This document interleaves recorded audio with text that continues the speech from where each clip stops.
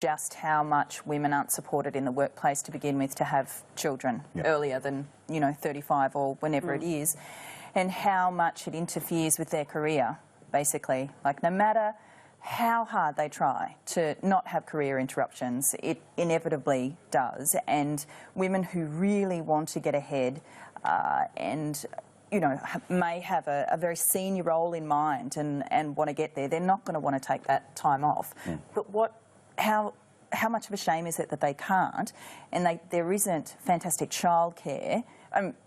Apparently Apple and Google and Facebook are pretty good with all that stuff, right? Yeah, I thought they were the magical workplaces where, but still, you wake up out of bed and a slippery slide takes you directly to your office. It's her decision, by the way, and if she does want to, it is her decision as well. And if she does want to have children later, and the company's paying to freeze her egg, I personally don't have a problem with that. Would you feel that the boss is trying to keep you from actioning that pregnancy? I think there is a little bit of that. I think my position is I feel a little bit uncomfortable about employers encroaching on this particular aspect of life. Having said that, I appreciate there are quite a few aspects to this story. If you are a person who hasn't got a partner and yet you want to have children at some point and you're 35, maybe having someone having that paid for, because it is quite expensive, would be welcome. But for me, I feel like companies like Facebook and Apple and Google, the far more valuable thing you can do for any employee, whether they're a man or a woman, mother or father, is build a workplace that is actually accommodating of the family responsibilities you have. If only there was a paid parental leave scheme being debated in Australia right now. Wouldn't that be fascinating? The other thing that's worth noting, though, about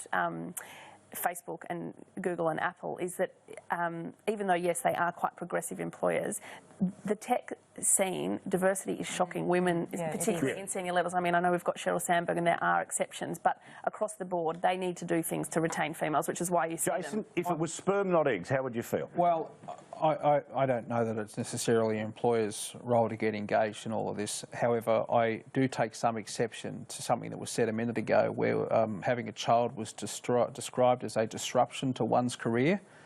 I'm sorry, that's not what having a child is. A child is not a disruption to a person's career. But it can be. In an ideal world, it's not. It's not a disruption to a child. Really? Yeah. That's what it's become. No, it hasn't become. That's overreacting, actually, to what I said. I actually think it's offensive. I think some women have children, they can disrupt their career. The kids.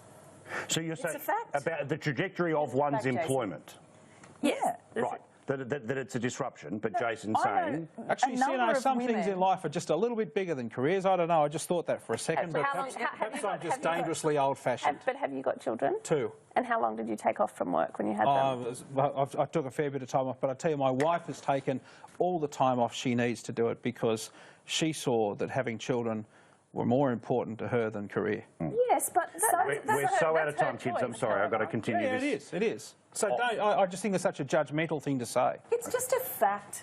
Maybe for you, but not for all. It's not a moral statement, it's a fact. It's also not saying that the individual finds a disruption. It's saying that from the employer's perspective, an individual having a baby then makes that person incapable of progressing. Guys, I'm sorry, I've got to finish the discussion or my gold star as a host gets taken away because, we have to play the ads between the things. Thank you, one and all. I've got to do that. We'll see you again in a couple of Sundays' time. See you tomorrow. Ta-da. Thank you.